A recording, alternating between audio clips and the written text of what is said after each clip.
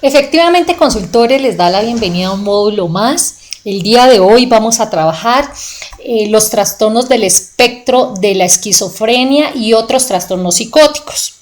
Mi nombre es Gloria María Ávila Quiñones, yo soy psicóloga egresada de la UPTC, especialista en Psicología Clínica y Desarrollo Infantil de la Universidad del Bosque.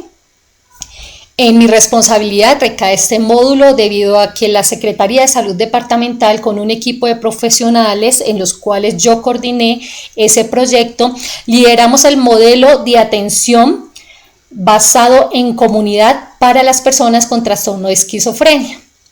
Entonces, a continuación vamos a dar paso a nuestro módulo del día. Trastorno esquizotípico de la personalidad. Los criterios para el trastorno de la personalidad esquizotípico pueden encontrarse en los trastornos de personalidad. Este trastorno se incluye en este capítulo, ya que se considera parte del espectro de trastornos de la esquizofrenia y está catalogado como trastorno esquizotípico en esta sección según el CIE 9 y el CIE 10, y los criterios se presentan en el capítulo de trastornos de personalidad. Trastorno delirante.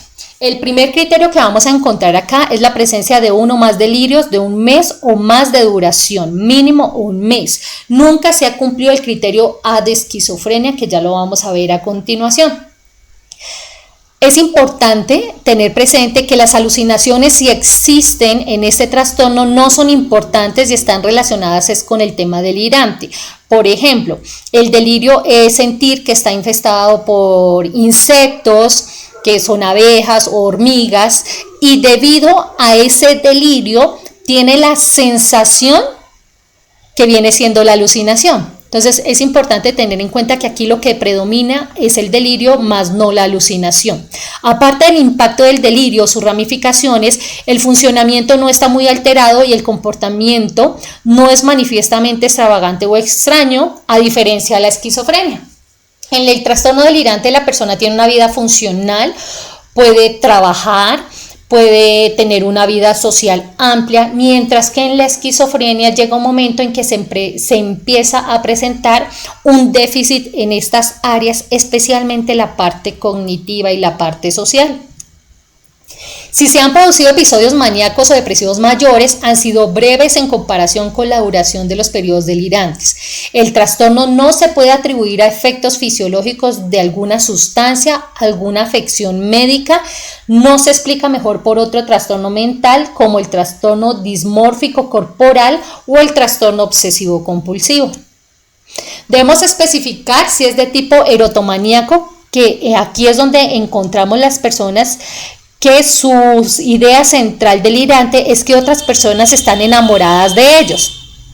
El tipo de grandeza también es uno de los más comunes, donde el tema central del delirio es la convicción de tener cierto talento, cierto conocimiento y que no ha sido reconocido por otras personas, o de haber hecho algún descubrimiento importante que todavía no ha tenido ese reconocimiento que busca. También aquí tenemos aquellas personas que consideran que son mucho más inteligentes y se sienten como dioses por encima de los demás.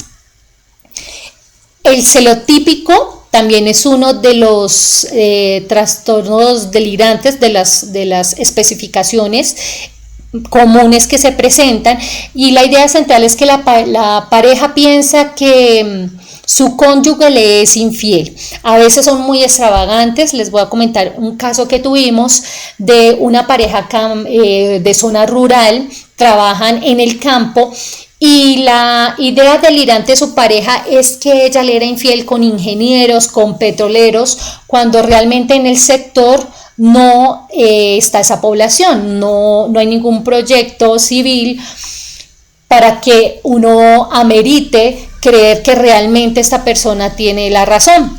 Incluso tenemos personas que en una ocasión esta persona me llegó con la ropa interior de la pareja para que la oliera y que efectivamente me diera cuenta que era infiel. Tipo persecutorio también son de las más comunes, son aquellas donde la persona cree que están conspirando, me siguen, me espían, me difaman, me acosan. El tipo somático es aquellas personas que el delirio central está basado en funciones o sensaciones corporales, donde frecuentemente sienten que están enfermas, que les duele determinada parte del cuerpo. Tipo mixto, cuando no predomina ningún tipo de delirio e incluso están mezclados. Puede ser que la persona tiene delirios de persecución, pero al mismo tiempo puede ser celotipia. Tipo no especificado, este subtipo se aplica cuando el delirio dominante no se puede determinar claramente. Y aquí aparecen los delirios referenciales, cuando las personas creen también que todo lo que los demás dicen es por ellos. Es que me miro mal, es porque yo le caigo mal. Debemos especificar si es con contenido extravagante, si los delirios se consideran extravagantes y son inverosímiles, son incomprensibles, no proceden de experiencias de la vida corriente. Por ejemplo, la creencia de creer que alguna otra persona, un ser extraño, le ha quitado sus órganos internos y los ha sustituido por los de otros sin dejar heridas ni cicatrices. Especificar si la evolución siguiente solo se utilizará después de un año de duración del trastorno delirante. Debemos especificar si es un primer episodio que está actualmente en episodio agudo, si está en remisión parcial, si está en remisión total, si han habido episodios múltiples. Actualmente hay un episodio agudo, está en remisión parcial o en remisión total. Debemos especificar si ha sido continuo, si los síntomas que cumplen los criterios de diagnóstico del trastorno están presentes durante la mayor parte del curso de la enfermedad, con periodos sintomáticos por debajo del umbral que son muy breves en comparación con el curso global, o si es no especificado. Se debe mirar la gravedad actual. Esta se clasifica según la evaluación cuantitativa de los síntomas primarios de psicosis, que incluye lo que es los delirios, las alucinaciones, el discurso desorganizado, comportamiento psicomotor anormal, síntomas negativos. Cada uno de estos síntomas se puede clasificar por su gravedad actual, máxima gravedad en los últimos 7 días, y lo valoramos de una escala de 5 puntos, 0 siendo que el síntoma ha sido ausente y 4 que ha sido presente y grave. El diagnóstico de trastornos delirantes se puede hacer sin utilizar este especificador de gravedad. Incluso se puede hacer el diagnóstico y lo único que hacemos es especificar el tipo, si es erotomaníaco, si es celotípico, si es de persecución. A continuación vamos a mirar la psicosis. Trastorno psicótico breve. Presencia de uno o más de los siguientes síntomas, al menos uno de ellos debió ser 1. Un delirio, 2. Una alucinación, 3. Discurso desorganizado, que es cuando hay una disgregación e incoherencia frecuente, inició con un tema, pasó a otro tema y terminó en otro tema, o habla completamente incoherencias o cosas inverosímiles.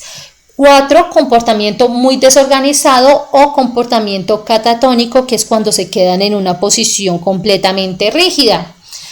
No incluir un síntoma si es respuesta aprobada culturalmente. Eso más que todo se tiene presente para aquellas personas que proceden de tribus indígenas.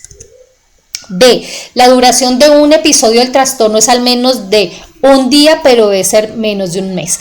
Para diagnosticar el episodio psicótico breve debe ser de mínimo un día, máximo el mes, con retorno final total al grado de funcionamiento previo a la enfermedad. ¿Qué significa? Que yo pude tener un episodio psicótico breve, pero cuando pasa el episodio psicótico breve, vuelvo a ser la persona que anteriormente era, ¿sí? Con un funcionamiento estable.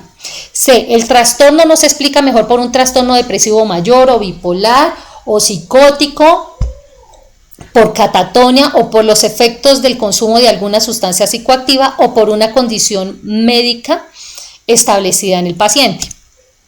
Debo especificar si fue con factores de estrés notable, es decir, si los síntomas se producen en respuesta a algún suceso único o varios sucesos que al unirlos efectivamente puede uno evidenciar que había un factor de estrés notable, como puede ser la pérdida de un ser querido o la pérdida de un trabajo, incluso la quiebra. Sin factores de estrés notable es que al analizar cada uno de los casos por más que se miran los factores estresantes, realmente se da uno cuenta de que no hay un motivo evidenciable que me permita justificar por qué se presentó el episodio psicótico breve. Con inicio postparto, si comienza durante el embarazo o en las primeras 4 semanas después del parto. Especificar si es con catatonia. La gravedad se clasifica mediante la evaluación cuantitativa de los síntomas primarios, como lo mencionamos anteriormente, en una escala de 5 puntos, donde analizamos cada uno de los síntomas y miramos si estuvo ausente para una puntuación de 0, presente y grave una puntuación de 4, máxima gravedad en los últimos 7 días. El trastorno esquizofreniforme. En el criterio A, 2 o más de los siguientes síntomas, cada uno de ellos presente durante una parte significativa de tiempo durante un periodo de un mes o menos si se trató con éxito. Al menos uno de ellos ha de ser los delirios, las alucinaciones, el discurso desorganizado, el comportamiento muy desorganizado catatónico. Fíjese que estos 4 primeros son muy parecidos al episodio psicótico breve, pero aquí ya incorporamos los síntomas negativos, es decir, la expresión emotiva disminuida, la bulia, la falta de energía. B. Un episodio del trastorno dura como mínimo un mes, pero menos de 6 meses.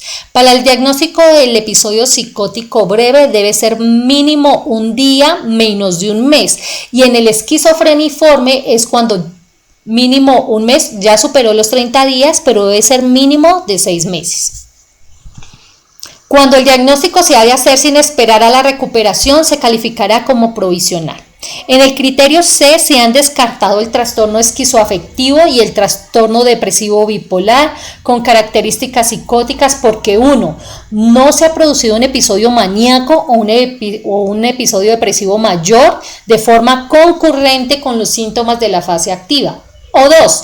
Si se han producido episodios del estado del ánimo durante los síntomas de la fase activa, han estado presentes durante una parte mínima de la duración total de los periodos activo y residual, significa al finalizar la enfermedad. D. El trastorno no se puede atribuir a los efectos fisiológicos del consumo de alguna sustancia psicoactiva o de algún medicamento que tenga la persona u otra afectación médica. Especificar si hay características para un buen pronóstico, sin características para el buen pronóstico, si hay catatonia y la gravedad actual. El trastorno de esquizofrenia.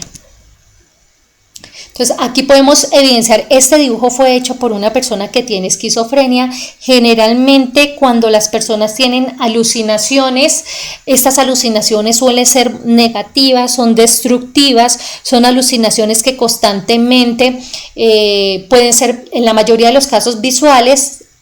En otros casos auditivas, también pueden ser visuales y auditivas, los tratan mal, les dicen cosas feas, siendo uno de los factores más difíciles de trabajar desde el área de psicología. El criterio A, 2 de los siguientes síntomas, cada uno de ellos presente durante una parte significativa de tiempo, durante un periodo de un mes o menos, si se trató con éxito, al menos uno de ellos ha de ser los delirios, la alucinación, el discurso desorganizado, por ejemplo, la disgregación o incoherencia frecuente, el comportamiento muy desorganizado catatónico. 5. Los síntomas negativos, es decir, expresión emotiva disminuida o abulia. Durante una parte significativa del tiempo desde el inicio del trastorno, el nivel de funcionamiento en uno o más ámbitos principales, como el trabajo, las relaciones interpersonales o el cuidado personal, está muy por debajo del nivel alcanzado antes del inicio, o cuando comienza en la infancia o la adolescencia fracasa la consecución del nivel esperado de funcionamiento interpersonal académico laboral. Algo muy significativo en la esquizofrenia es que empieza un deterioro de su parte social, de su parte cognitiva. Aquí lo menciona también, el cuidado personal es una de las cosas que hay que trabajar bastante porque se les dificulta, ¿no? Entendiéndose que en la esquizofrenia es como si se fragmentara su realidad y se les dificulta un poco más lograr otra vez, es, digámoslo, casi imposible volver a recuperar esa persona que era antes de haber iniciado el trastorno. Entonces aquí vamos a empezar a ver un déficit en varias de las áreas, sobre todo social, cognitiva, cuidado personal, laboral, académica de la persona. Los signos continuos del trastorno persisten durante un mínimo de 6 meses. Este periodo de 6 meses ha de incluir al menos un mes de síntomas o menos si se trató con éxito que cumplen el criterio A, es decir, síntomas de la fase activa, y pueden incluir periodos de síntomas prodrómicos, que son los iniciales, o residuales, que son posteriores. Durante estos periodos prodrómicos o residuales, los signos del trastorno se pueden manifestar únicamente por síntomas negativos o por 2 o más de los enumerados en el criterio A, que son los positivos, presentes de forma atenuada, por ejemplo, las creencias extrañas, las experiencias perceptivas inhabituales. D. Se han descartado el trastorno esquizoafectivo, el trastorno depresivo bipolar con características psicóticas porque 1. No se han producido episodios maníacos o depresivos mayores de forma concurrente con los síntomas de la fase activa. Y si se produjeron estos episodios del estado de ánimo, han estado presentes solo durante una mínima parte de la duración total de los periodos activo y residual de la esquizofrenia. El trastorno no se puede atribuir a los efectos fisiológicos de una sustancia, del consumo de una droga o de un medicamento o a otra afección médica. F. Si existen antecedentes de un trastorno del espectro del autismo o del trastorno de la comunicación de inicio en la infancia, el diagnóstico adicional de esquizofrenia solo se hace si los delirios o alucinaciones notables, además de los otros síntomas requeridos para la esquizofrenia, también están presentes durante un mínimo de un mes o menos si se trataron con éxito en su momento. Se debe especificar las siguientes anotaciones en el curso de la enfermedad. Solo se utilizarán después de un año de duración del trastorno y si no están en contradicción de los criterios de evolución diagnósticos. Se debe definir un primer episodio, si fue actualmente, está en episodio agudo, en remisión parcial o en remisión total. Si tenemos episodios múltiples, actualmente en agudo, en remisión parcial o en remisión total. Continuos, si han sido permanentes en el transcurso de la enfermedad, no especificado, si evidenciamos que hay presencia de catatonia y la gravedad actual. Trastorno esquizoafectivo. En el criterio A, acá encontramos un periodo ininterrumpido de enfermedad durante el cual existe un episodio mayor del estado de ánimo, llámese un episodio mayor de tipo maníaco o de tipo depresivo, concurrente con el criterio A de la esquizofrenia, donde evidenciamos el delirio, la alucinación, el comportamiento desorganizado, la sintomatología negativa. Nota, el episodio depresivo mayor ha de incluir el criterio A1, depresión del estado de ánimo. B. Delirios o alucinaciones durante 2 o más semanas en ausencia de un episodio mayor del estado de ánimo, maníaco depresivo durante todo el curso de la enfermedad. C. Los síntomas que cumplen los criterios de un episodio mayor del estado del ánimo están presentes durante la mayor parte de la duración total de las fases activa y residual de la enfermedad. D. El trastorno no se puede atribuir a los efectos de una sustancia o al consumo de un medicamento, de una droga o a una afección médica. Acá podemos especificar si es de tipo bipolar, si es de tipo depresivo, si es con catatonia, el curso de la enfermedad y si es de gravedad actual. Otros trastornos psicóticos. En el trastorno psicótico inducido por sustancias o por medicamentos y trastorno psicótico debido a otra afección médica. La catatonia. Entonces, la catatonia asociada a otro trastorno mental también tenemos el criterio A. El cuadro clínico está dominado por 3 o más de los siguientes. El estupor, es decir, la ausencia de actividad psicomotora, no interactuar activamente con el entorno. Una persona que tú la puedes dejar sentada, se queda ahí sentada, no se para, no toma el mínimo esfuerzo por hacer un comentario, por iniciar una conversación o por iniciar alguna actividad motora. La catalepsia Es decir, es una inducción pasiva, una postura mantenida contra la gravedad. Tú le levantas la mano y la persona se queda con la mano levantada. Si le levantas una pierna, como tú la dejes, ahí la persona se queda, incluso como lo menciona aquí el criterio, contra la gravedad. Flexibilidad seria, es decir, hay una resistencia leve y constante al cambio de postura dirigida por el examinador. Si yo trato de pronto de moverle un brazo, moverle una pierna, es posible que haga una resistencia por mantenerse con la postura inicial con la que estaba. En el mutismo es cuando la persona por sí misma hace una respuesta verbal o ausente, no desea hablar más, pero aquí debemos excluir que no haya un diagnóstico de alguna afasia confirmada. Negativismo, hay una oposición, una ausencia de respuesta a una instrucción, alguna pregunta, rechaza. Tenemos la opción de una postura, es decir, mantenimiento espontáneo y activo, una postura contra la gravedad. El manierismo es una caricatura extraña, como lo pueden ver en la imagen, circunstancial de acciones normales. La estereotipia, es decir, movimientos repetitivos anormalmente frecuentes, no dirigidos hacia un objetivo, como mover los dedos de las manos, mover el cuerpo. Son constantes estos movimientos, pero no tienen ninguna finalidad. La agitación, no influida por estímulos externos, hacer muecas. La ecolalia, a veces algunos de ellos imitan el habla de la otra persona, o la ecopraxia, que suelen imitar movimientos de otra persona. Trastorno catatónico debido a otra afección médica, ahí tenemos el diagnóstico, y catatonia no especificada. Otro trastorno del espectro de la esquizofrenia especificado y otro trastorno psicótico. Esta categoría se aplica a presentaciones en las que predominan los síntomas característicos de un trastorno del espectro de la esquizofrenia y otro trastorno psicótico que causan malestar clínicamente significativo o deterioro en lo social o laboral u otras áreas de funcionamiento de la persona, pero que no cumplen con todos los criterios de ninguno de los trastornos de la categoría diagnóstica del trastorno del espectro de la esquizofrenia y otros trastornos psicóticos. En el trastorno del espectro de la esquizofrenia no especificado y otro trastorno psicótico se aplica a presentaciones en las que predominan los síntomas característicos de un trastorno del espectro de la esquizofrenia y otro trastorno psicótico que causan malestar clínicamente significativo, pero que no cumplen con todos los criterios de ninguno de los trastornos de la categoría diagnóstica del trastorno del espectro de la esquizofrenia y otros trastornos psicóticos.